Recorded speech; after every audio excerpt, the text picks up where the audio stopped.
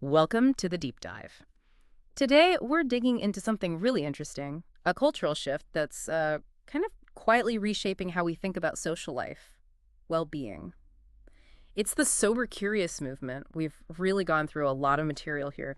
National surveys, news reports, scientific studies, even some really personal stories just to figure out what this whole thing actually means, why it's picking up so much steam, and, well, how it's leading to some surprising innovations, too. Yeah, and our mission for you today is really to get beyond just the what and into the why behind this trend. We want to give you a solid grasp of what it means for, health, lifestyle, even business. Yeah. Get ready for some pretty eye-opening stuff. Okay, so to really get into this, maybe we should start simple. What exactly is sober curious? Right. It's not quite the same as, say, total abstinence or being formally in recovery. It's more like a mindful approach. Exactly. It encourages you to really look at how much you drink, when you drink, why you drink, Wow. and maybe explore what life feels like with less alcohol involved. Yeah. And the scale of this is, well, it's kind of amazing. It really is.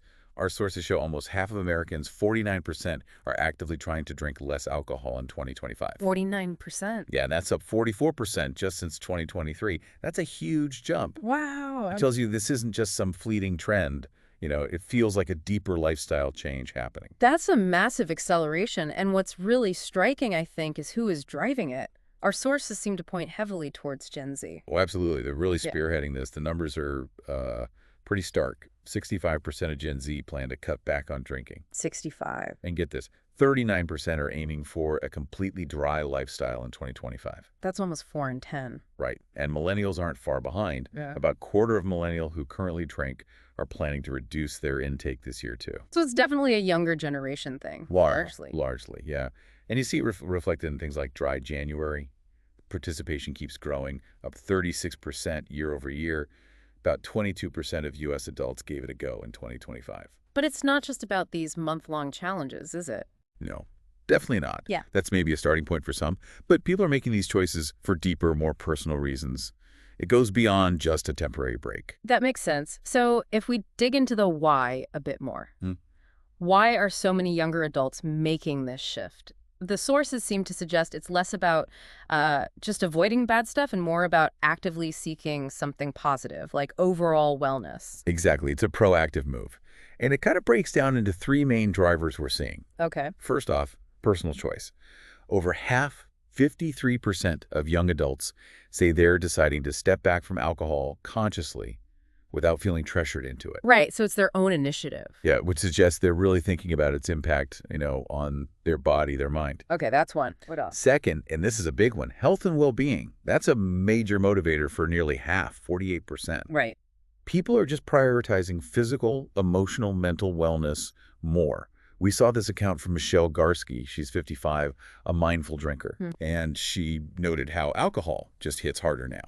So she prefers having a clearer head, feeling better physically, even noticing clearer skin, better mental health. And there's actual science backing that up, right? Studies showing benefits. Oh, yeah.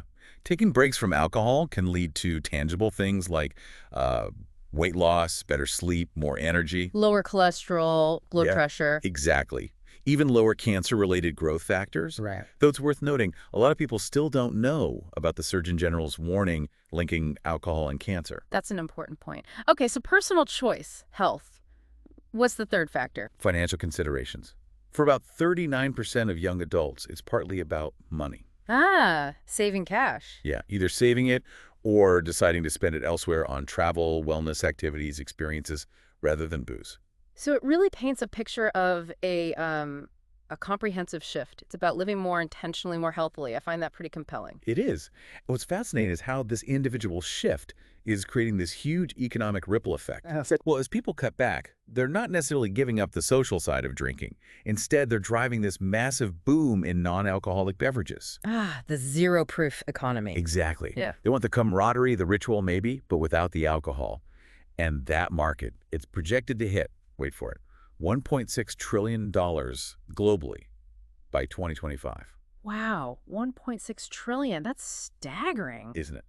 And you see the trend clearly in sales figures. Mm. Like non-alcoholic beer purchases jumped 22% just in the year leading up to November 2024. Yeah, I saw that example of Groovy, the Denver company. Right. Co-founder Anika Sani started it back in 2019, basically because she couldn't find good options herself. And she said places kind of laughed at her initially. Yeah, kind of laughed you out, was her quote. Bars and restaurants were skeptical. But now. Now bars and restaurants make up about 40% of their revenue.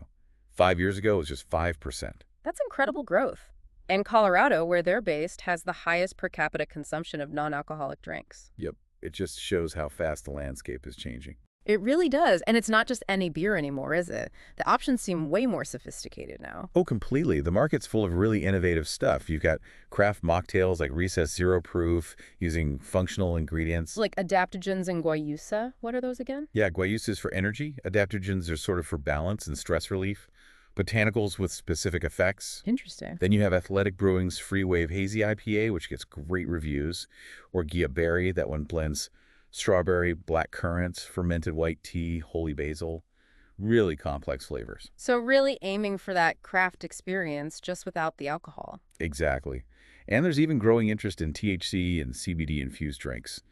About 26% of Americans say they're curious to try those in 2025. Okay, so the choices are definitely expanding. Yeah. And social media seems to be playing a big part in getting the word out. Huge part. You've got all these health influencers, wellness advocates, openly sharing their sober, curious journeys. It really helps normalize it. Like who? Any examples? Yeah, accounts like Jessica Landon, Natalie Battalia's Mindful Mocktail, James Swanwick, Christian Vierling, they're all contributing. And that actually translates into people trying it. Seems so. Our sources say 36% of Gen Z and millennials aware of the movement found it via social media, and 14% point specifically to health influencers. Wow. And after learning about it, over half, 52% of Gen Z and millennials say they're likely to participate in 2025. So social media is definitely amplifying the message. Now, something important to clarify, being sober curious isn't the same as being in recovery. Yeah, absolutely. Critical distinction. Sober curious is a personal lifestyle choice. It's separate from dealing with alcohol use disorder, needing detox, or formal rehab.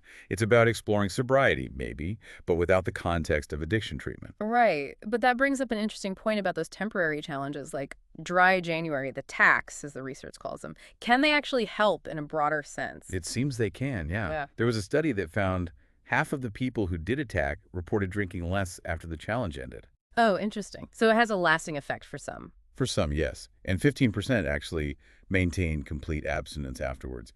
Plus, these challenges can help, destigmatize not drinking in social situations. Makes it less awkward, maybe. Right. And potentially, for someone who does have a deeper issue, it might be a nudge towards considering formal treatment if they find stopping is harder than they thought. That's a good point. And kind of related to that, I found this idea fascinating, the potential role of sober living homes. Yeah, that was an interesting angle in the sources. Traditionally, you think of them as post-rehab housing, right? Mm-hmm. But the idea here is they could actually be a resource for someone who's just sober curious, a way to sort of test drive sobriety. Exactly. Think of it like a structured pause button. Yeah. An environment where the usual triggers are gone, where you can maybe build some new routines, get a real feel for life without alcohol, all before making any big long-term commitment. And without stigma, presumably. Right, without pressure or stigma. Some places are apparently even offering short, no-commitment trials, like stay for a week. A week-long trial. Yeah. Experience that kind of supportive community, maybe fix your sleep schedule, get some clarity in a non-judgmental space. It's not just for severe addiction, according to this perspective. It's for anyone looking to reset, maybe build better habits, or just escape a toxic environment for a bit. That's a really interesting concept, a kind of bridge space. A fascinating bridge, yeah. Okay, so that's a lot to think about. Bringing it back to the listener, if someone listening is feeling a bit sober curious, what are some practical first steps? Well, a really good starting point, based on everything we've looked at, is just reflection. Just thinking about it. Yeah. Ask yourself honestly, how much do I drink? Yeah. When? Where? And crucially, why? And then just pay attention to how you feel about the answers. No judgment, just awareness. Okay, self-reflection first. Then what? From there, there's some concrete things you can try. One big one is finding substitute drinks you actually enjoy. Right, stocking up on sparkling water or those fancy mocktails we talked about, NA beers. Exactly. Have alternatives ready. And maybe actively avoiding temptation. Like if you're going to a party, bring your own non-alcoholic stuff. Yep. Or maybe keep alcohol less visible at home if that helps. Yeah. Little environmental tweaks. What about telling people? Definitely. Leaning on friends and family can be huge. Let your support system know what you're doing. You could even invite someone to try it with you. Makes it easier if you're not alone. And setting personal rules. Yeah, that can be really effective. Simple guidelines like no drinking on weekdays or only one drink max when I go out. Clear boundaries for yourself. Explore places that support it too, right? Like bars with good mocktail menus. For sure. Actively seek out those alcohol-free friendly spots. They're becoming much more common. And there are apps. Yeah, things like the Try Dry app. They can help you track your drink-free days, maybe even show you the money and calories you're saving, which can be motivating. Nice. And finally, just being ready for social situations. Right. If someone pressures you, having a simple, confident response ready helps. Something like, thanks, but I'm good. Or, I actually feel better when I'm not drinking. Doesn't have to be confrontational. Not at all. It's just stating your choice. It really comes back to that idea of choice, doesn't it? Not restriction, but actively choosing something different. Redefining what social drinking means for you. Exactly. It's about mindful consumption that fits with your values, your well-being goals. Yeah. And this sober, curious movement, it's clear it's a real force. Yeah. Driven especially by younger folks, putting holistic well-being first, seeking a more intentional life.